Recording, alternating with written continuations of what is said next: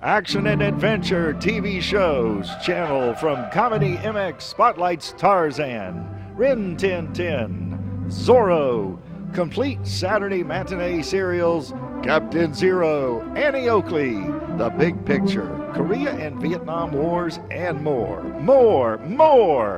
The thrills and chills never stop at Comedy MX. So return with us now to those golden days of yesteryear.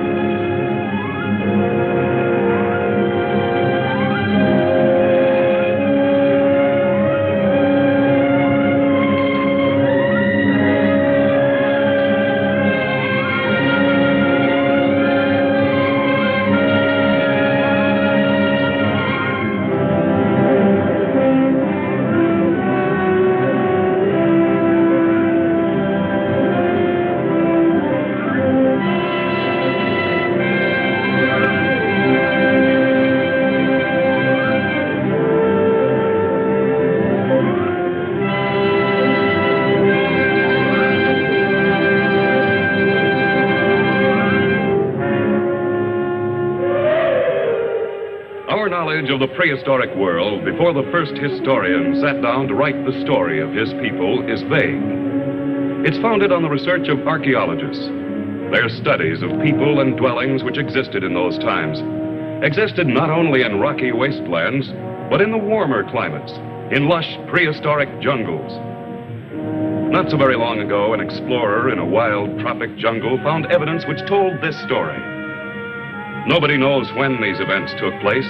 Maybe 10,000, maybe 100,000 years ago. It's the story of romance when the world was young. And as all romances must, it concerns itself mainly with one man, Angor, and one woman, Tigri. This is the woman of our story. She is Tigri, the leader of her tribe. Under the spell of the full moon, Tigri and the women of her tribe dance restlessly, savagely, impelled by a feeling of frustration, of a promise unfulfilled. They dance not knowing why and continue until exhausted.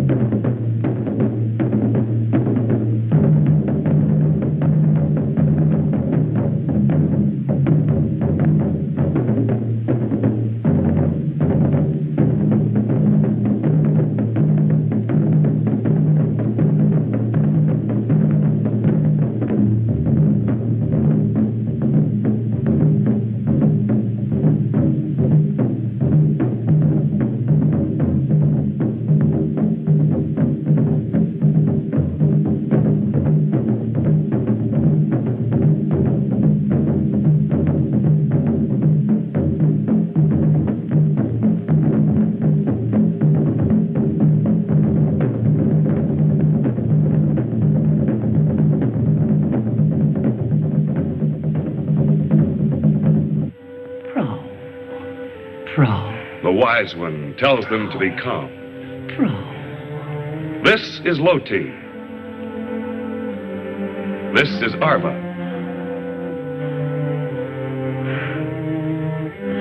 This is Tigri. You've met her before.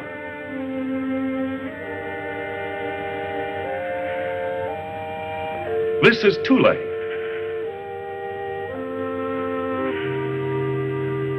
This is Eros.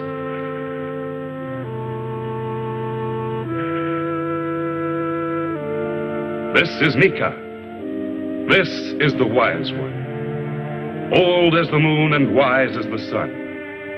She knows why the young ones dance so restlessly in the light of the full moon. She's telling them the story of the founding of their tribe. She explains that many moons ago, the tribe was founded by Tana, the mother of Tigri. In those days, the women were the slaves. And in Tana's tribe, as in all other tribes, no woman dared question the men. The men needed only to order, and the trembling women hastened to obey. She tells them that when they were small children, they lived deep in the jungle, the young ones of a band of jungle dwellers.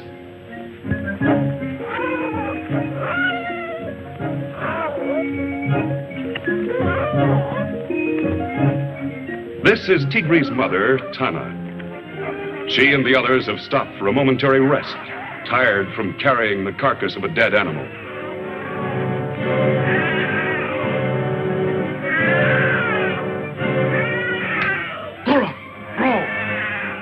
The angry leader of the tribe comes back to find out why the women are falling behind. To him, weariness is no excuse. Tana and the other women wearily pick up the carcass and continue.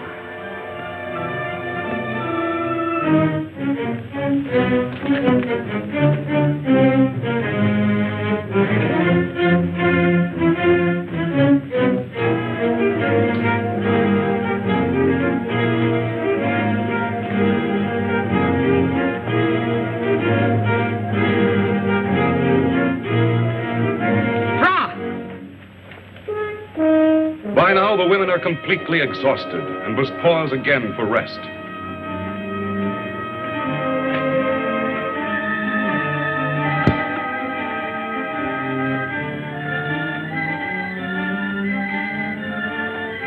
Angrily, the leader storms back and yells for them to get going. The rebellious Tana tells him that the men should carry the dead animal.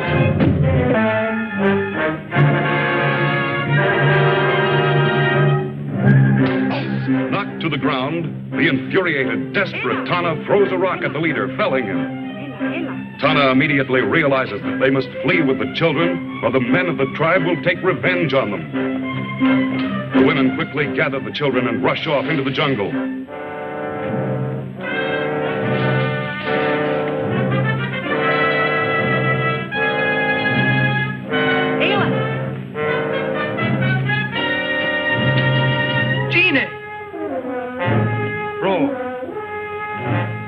The stunned leader orders the men to go after the women, but the women have eluded them.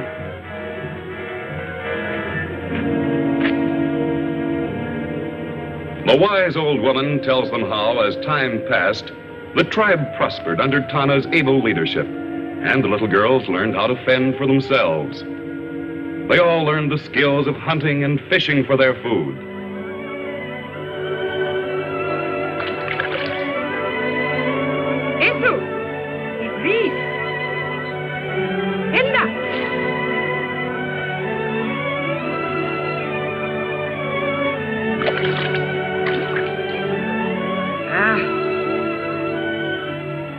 The child on shore, like all children are wont to do, decides to wander off and do a little exploring herself.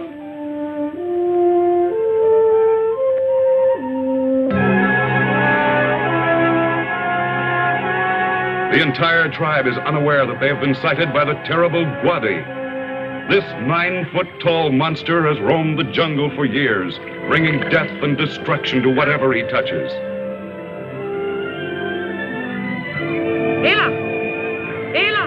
Tana sees the little girl is missing and calls to the other women to follow her in search of the child. Savage, merciless, Possessed of Herculean strength, Guadi is the most feared thing in the prehistoric world.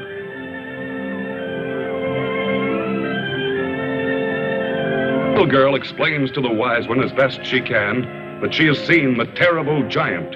Guadi! Guadi! Ela! Eras! Eras! Tule! Ela! Ela! Guadi has successfully captured 2 of the women and is carrying them off.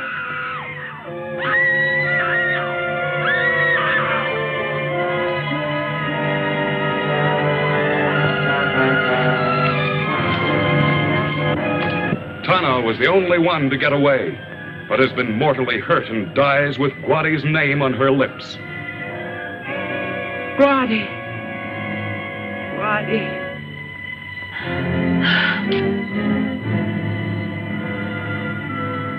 The wise old woman flees with the children. Guadi! Even now, 15 years later, the mention of the dreaded name of Guadi still strikes terror in the hearts of these same girls. They know that the hideous giant still ranges the jungle.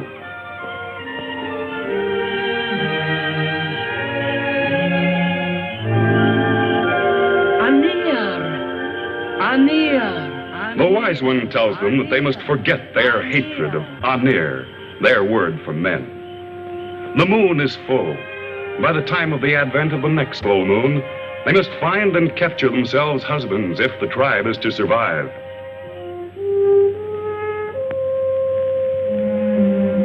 And the next morning, the 6 determined women set forth on their mission, accompanied by one of their panthers.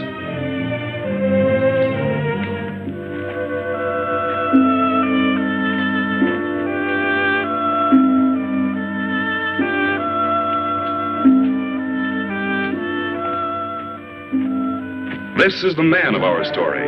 He is Angor. This is Angor's friend Ruig. This is Kama and the bearded Ad. Angor and his friends are on a foraging expedition. They're hunting food for their cave-dwelling tribe.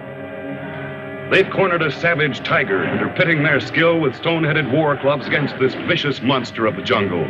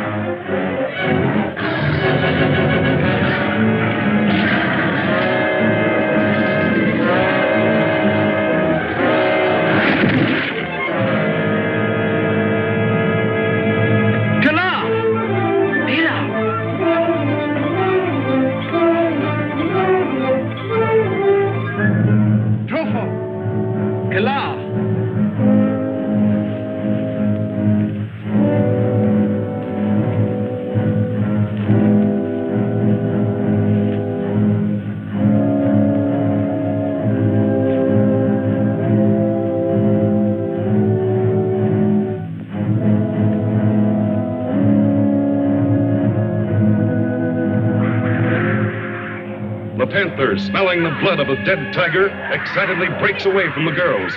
They chase after their pet. And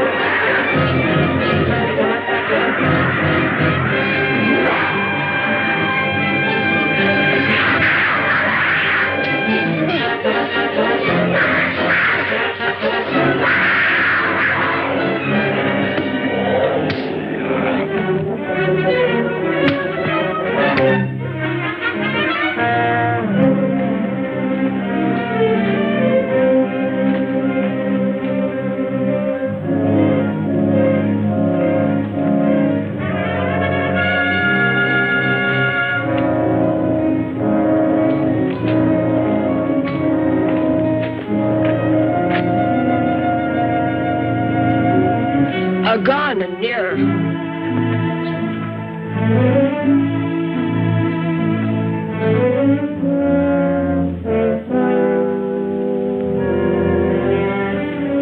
Odd uses the sap from a tree to soothe Angor's wounds.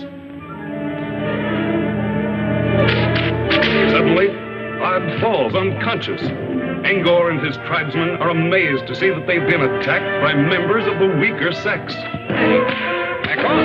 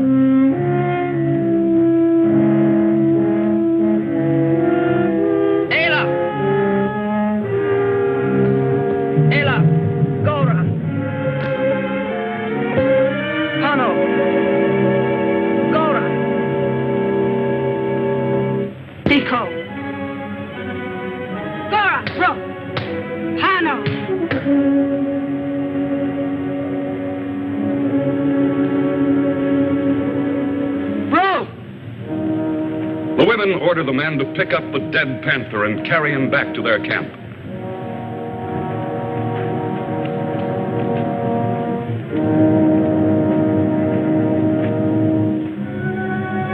In the meantime, Angor stumbles along through the jungle back to his people.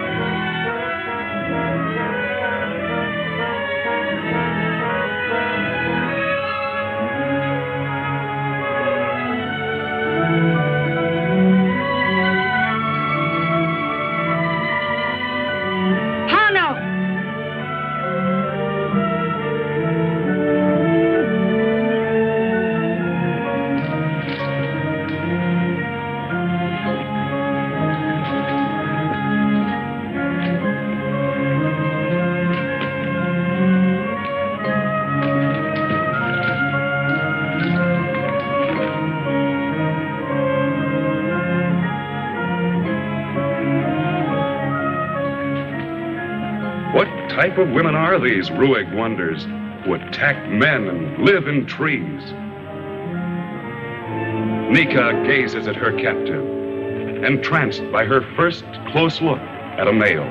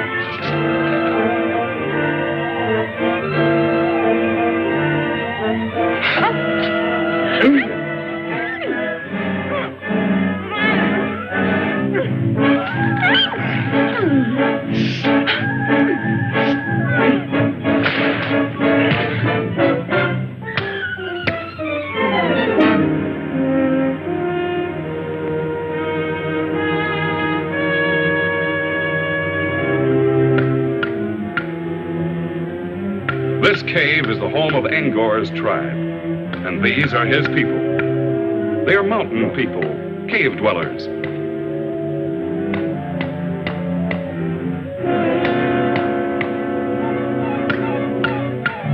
Ayla.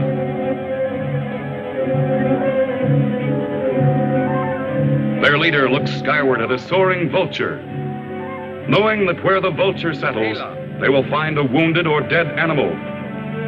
He motions for his hunters to follow him. Ra.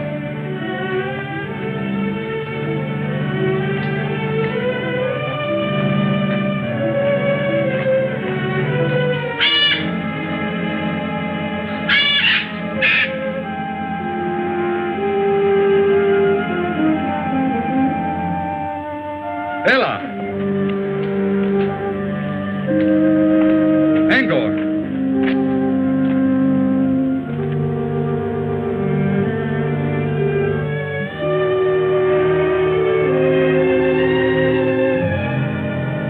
Iko.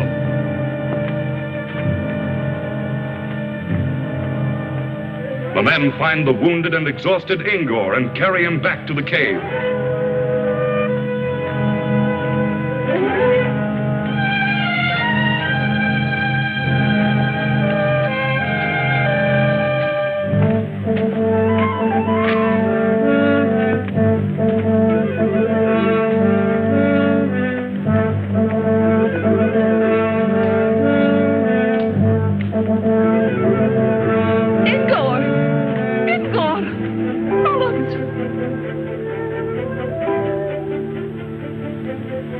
Angor's mother and the rest of the cave dwellers crowd around the wounded Angor.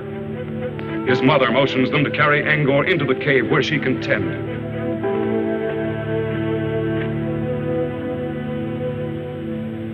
Weeks have gone by, and the leader of the cave dwellers is marking on the rocks the story of the women as Angor has told it to him. Time has healed Angor's wounds, and despite the leader's protest, Angor is determined upon revenge. Angor. Gine. Angor vows to rescue his tribesmen and to bring back to this cave as slaves the women who captured them.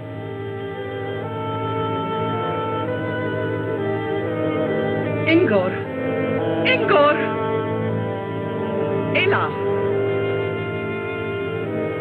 Angor's mother, who knows of the women tribe, points out the right direction to Angor. Oro. She tells him he must cross 2 mountain ranges, that it will take him 2 days' journey to reach the country of the women tribe.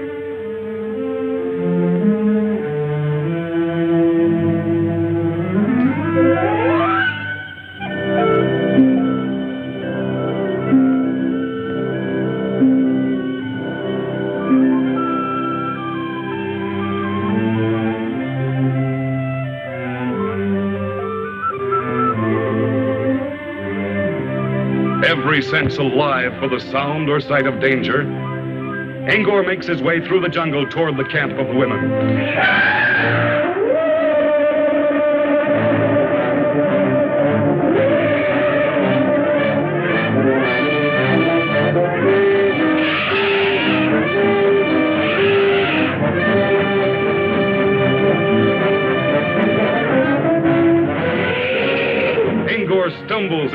weapon, but cannot stop for it. He finally eludes the elephant by jumping behind a large boulder, and the lumbering animal passes him by.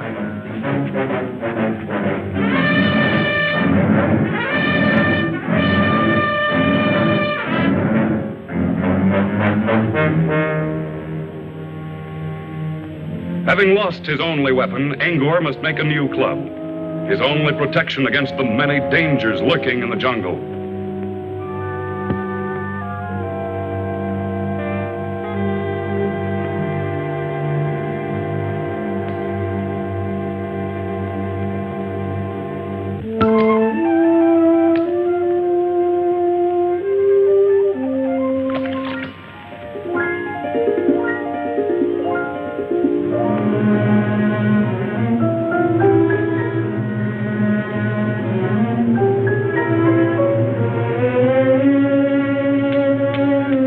Angor gathers some stones to use for the head of his club. He starts hacking two of them together to make a sharp edge.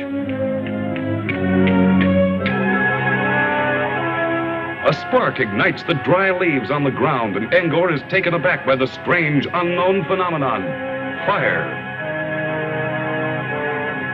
He stretches his arm out to touch it and draws his hand back in pain. He doesn't understand it, but he knows that this new discovery of his has the power to inflict injury.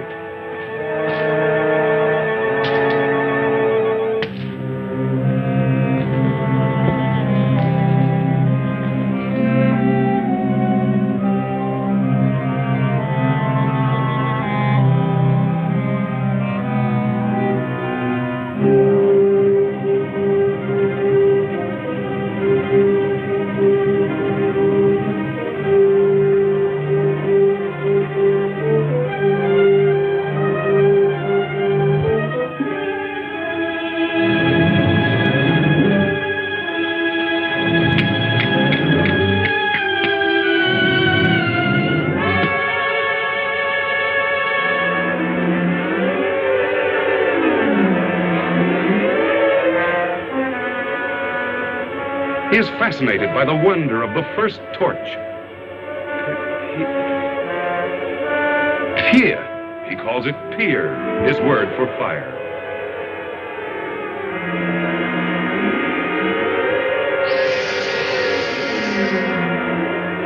The hiss of a python in the tree startles him to his feet.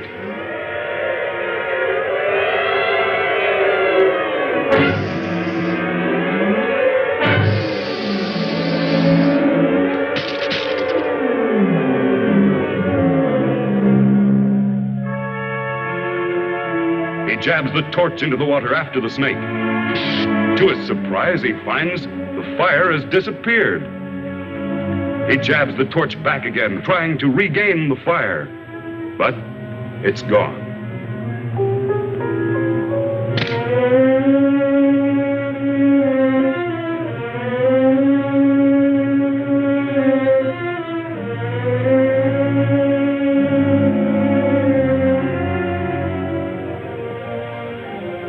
Strangely enough, the swan dive was invented before the swan.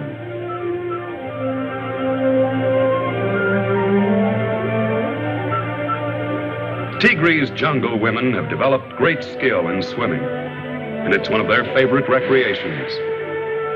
On this night, Tigri, Eris, and Tule are enjoying an evening swim in this jungle pool.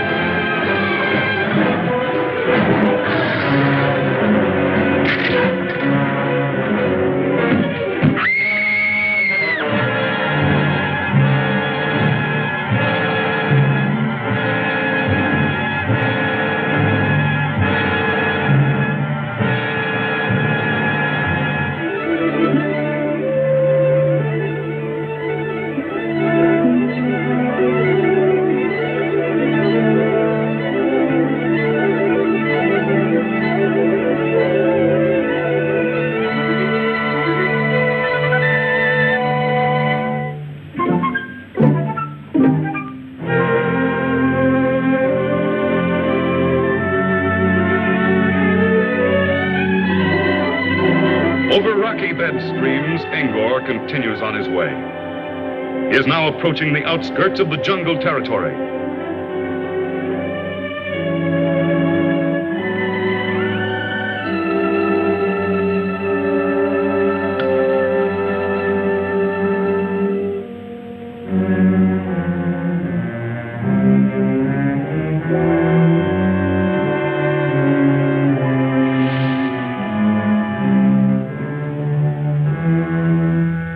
Suddenly, he sees ahead of him the huge giant Guadi. Terrified, Angor decides that the tree is his best hiding place and quickly climbs up into it.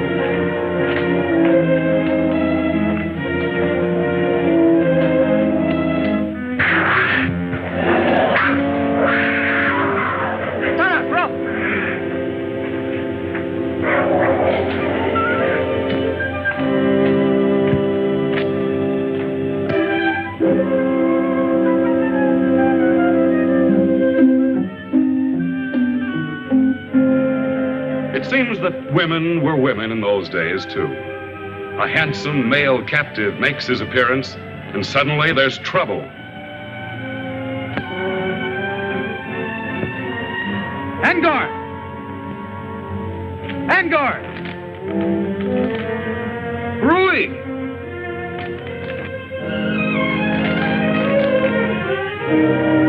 Angor! Angor! Odd! Angor! Come!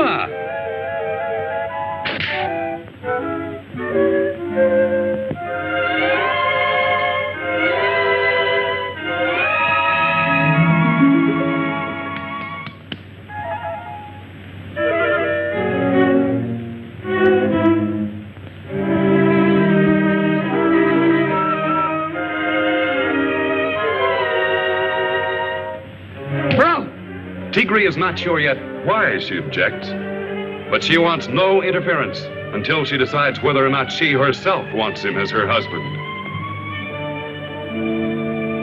Bro! Cora! Bro!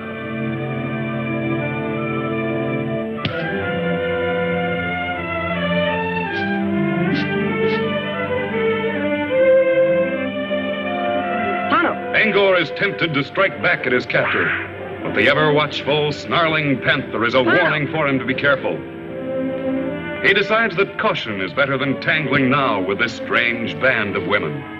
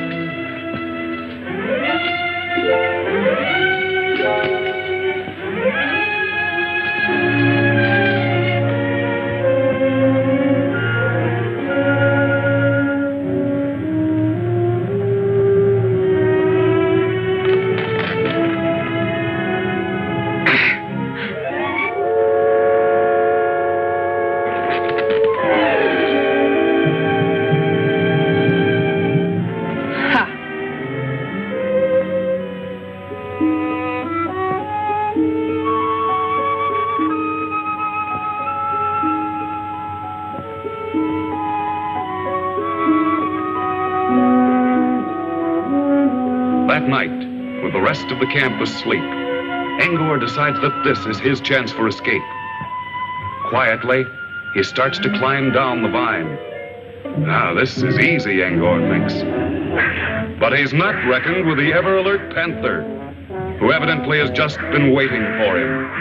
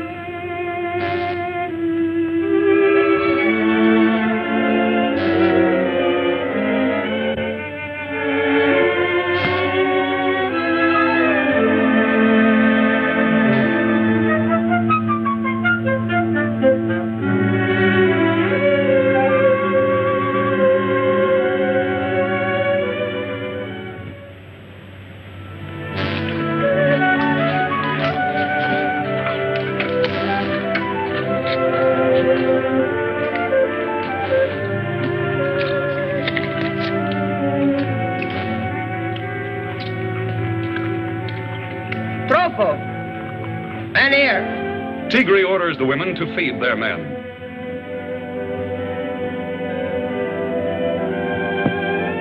Arva decides that this is a good time for her to make up to Angor and starts to bring him some food.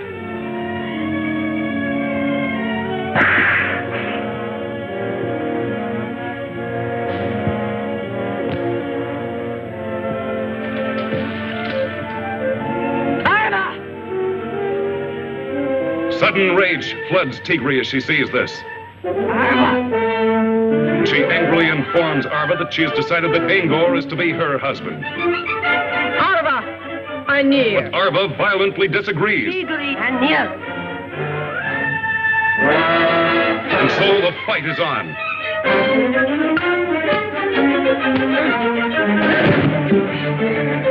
Gone! Gone!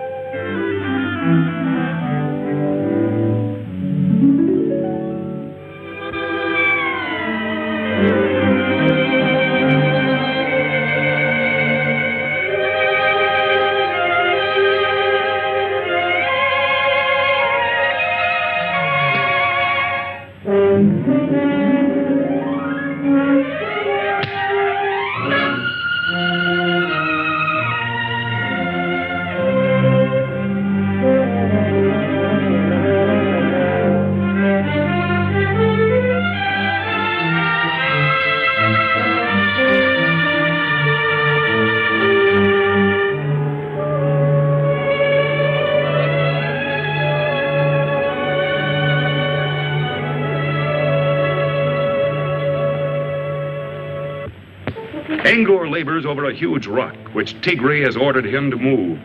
He can't budge it. Tigri shakes her head at the stupidity of men. Angor finally gives up, humiliated by her look of scorn.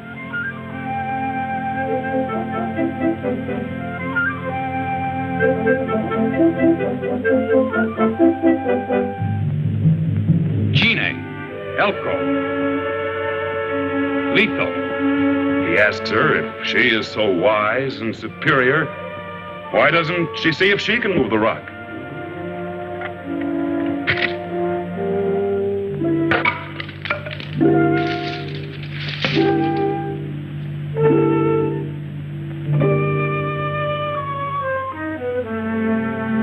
Tigri picks up a huge branch and, using simple leverage, shows Angor how easy it is to move the rock if you use your head.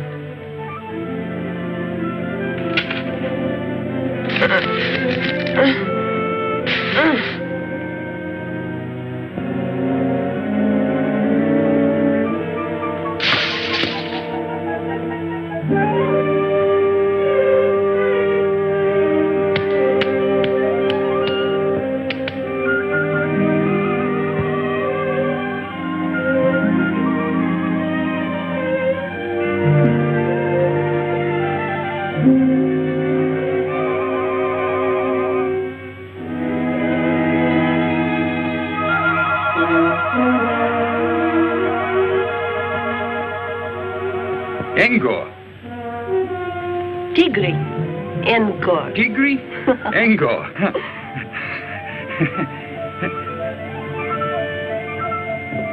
This is the night before the full moon. Time is running out for the male captives. By tomorrow, the marriage ceremonies will have been completed.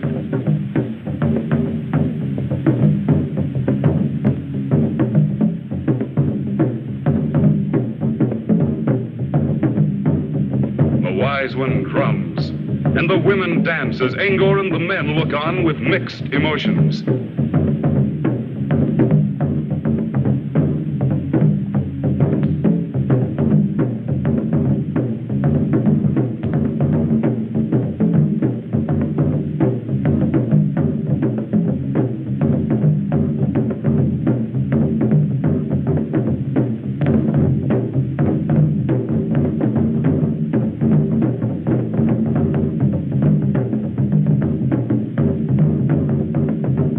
Angor knows too well what the coming of the full moon means, either escape or servitude. And as he watches the dance, the women pick up their clubs and demonstrate that in their homes they will be the master.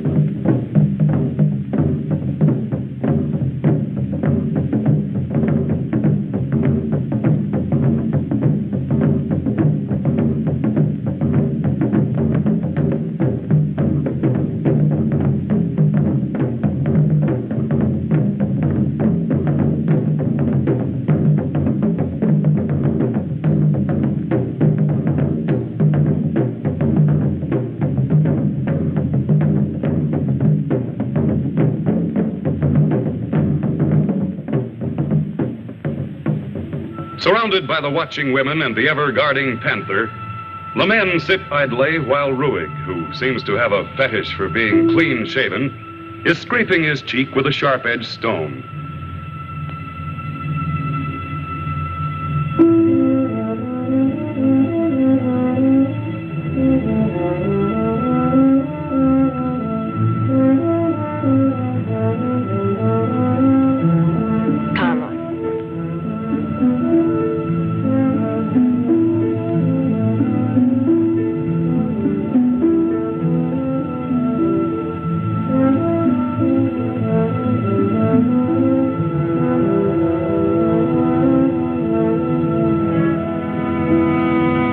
Angor is trying to figure a way out of this trap.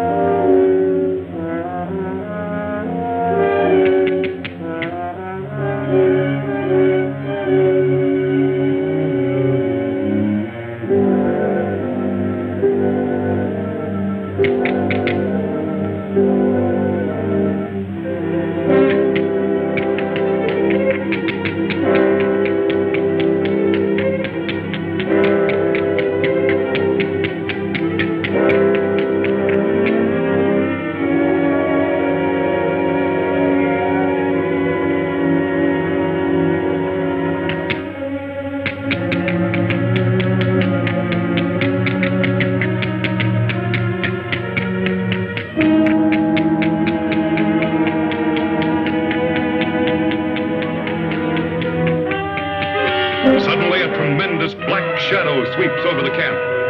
It is Korax, the flying dragon, the scourge of the skies.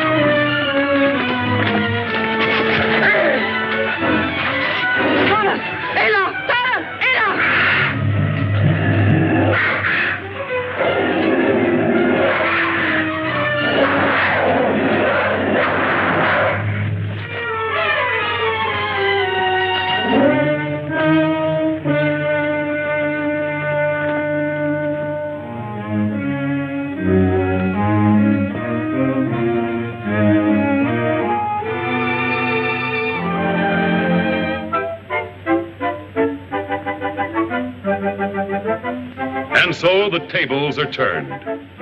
The dominant male is happy and contented. Women wait on him as though he were a king.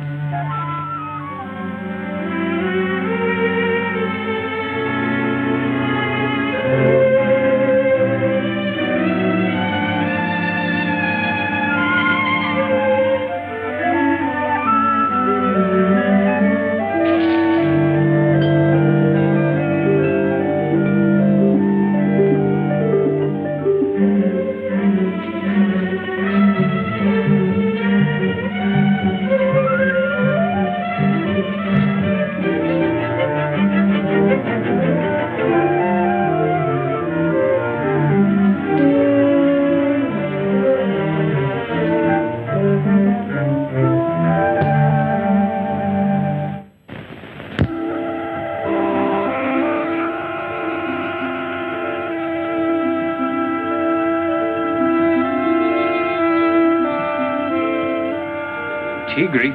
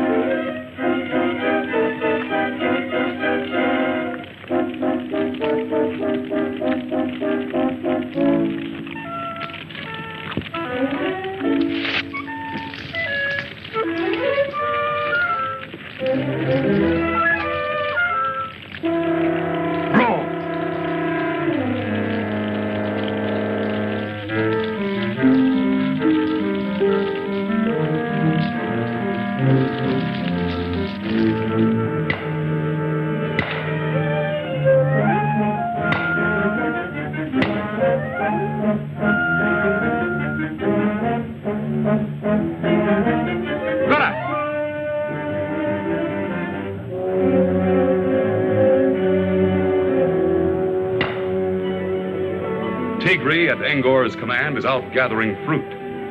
She's hungry and would like to eat some of the fruit, but no, Angor forbids it. The once proud, fiery leader of the tribe meekly obeys. Bro,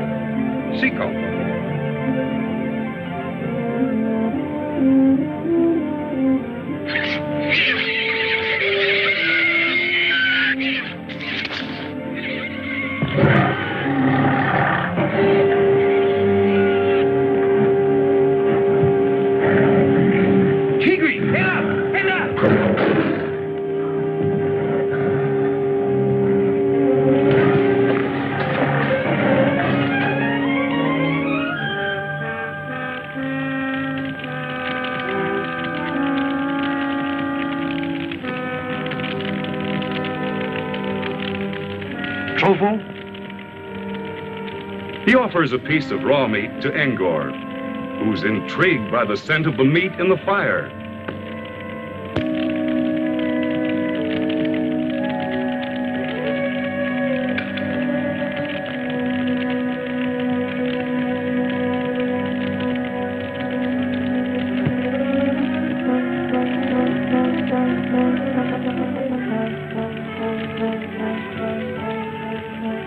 It tastes fine, and he offers some to Kama and Tigri.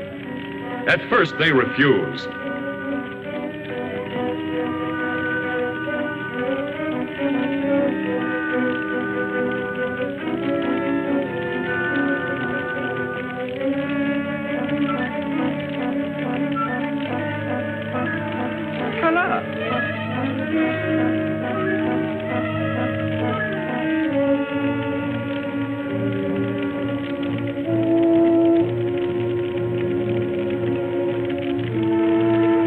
But when they taste it, they both agree that it is delicious. And so, for the first time, cooked meat goes on the menu of this primitive tribe, and civilization progresses another step.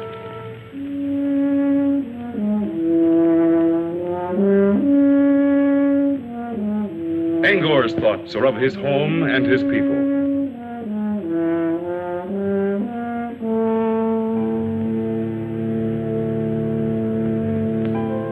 Eco. He gives orders that they will start on their long trek back to the mountain home of Angor's tribe. Tigri. Eco. Angor. Eco. Bora. Ela. Ela.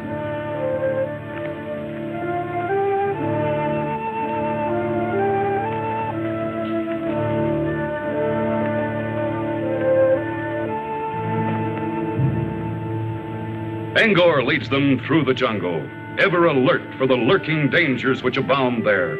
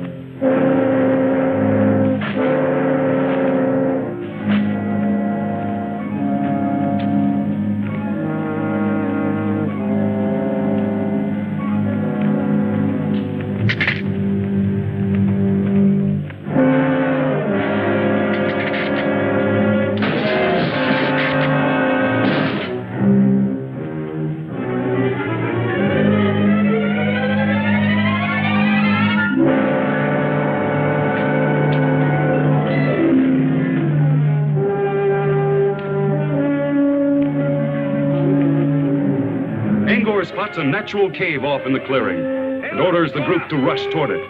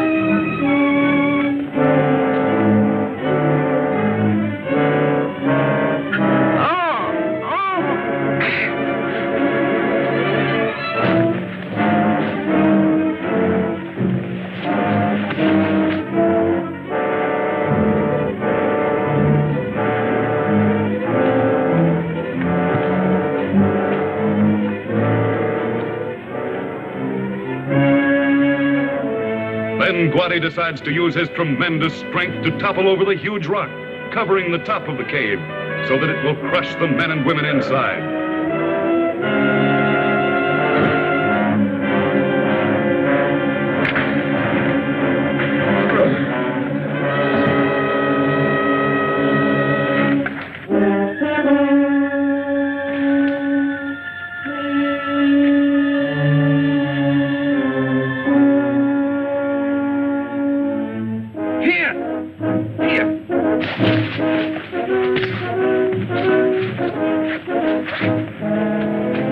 Angor orders the other men to make torches.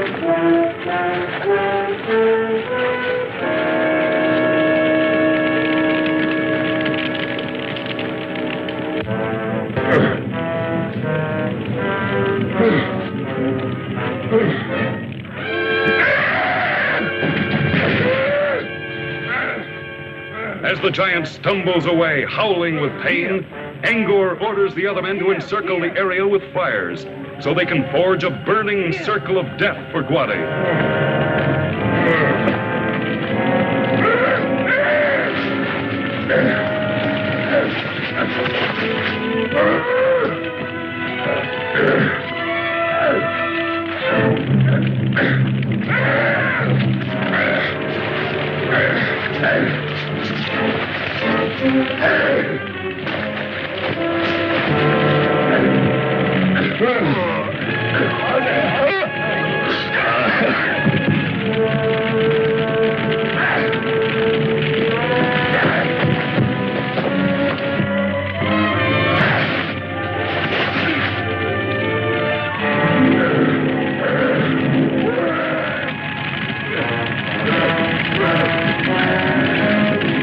Guadi is completely bewildered by the leaping flames and terrified by the fire.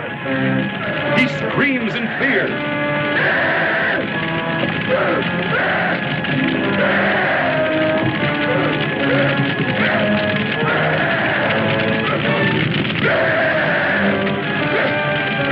Angor finds himself also trapped by the encircling fire and sees that his only escape is to go over it.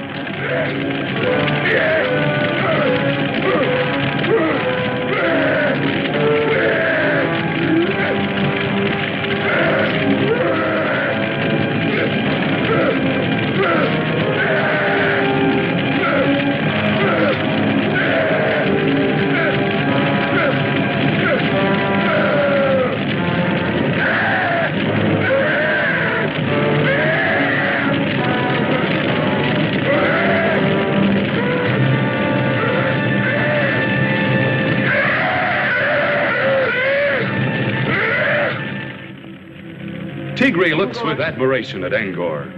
Tigri? Iko? She asks him to change his mind and return to the women's camp with his men, where they can start a new tribe. Angor, Iko Tigri. Eva. Angor, Iko Tigri. Angor agrees and tells his friends he has decided to remain.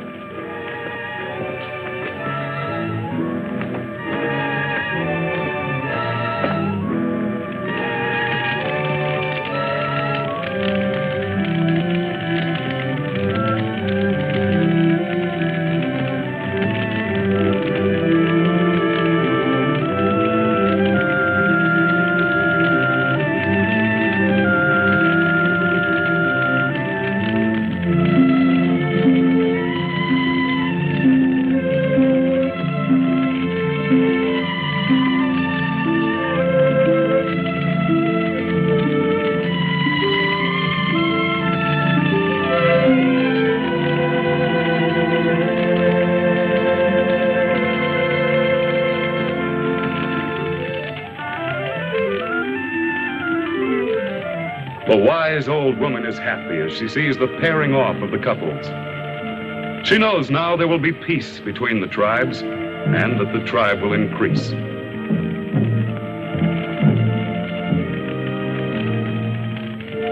She motions for Angor and Tigri to come to her. Angor, Tigri, vamos.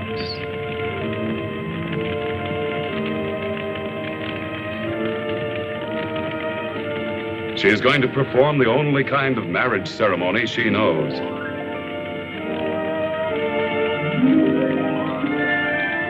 With the blending of their blood, Angor and Tigri's marriage is completed. The first of 4 marriages to be celebrated that moonlit night, as the women dance the marriage ceremonial to show their happiness.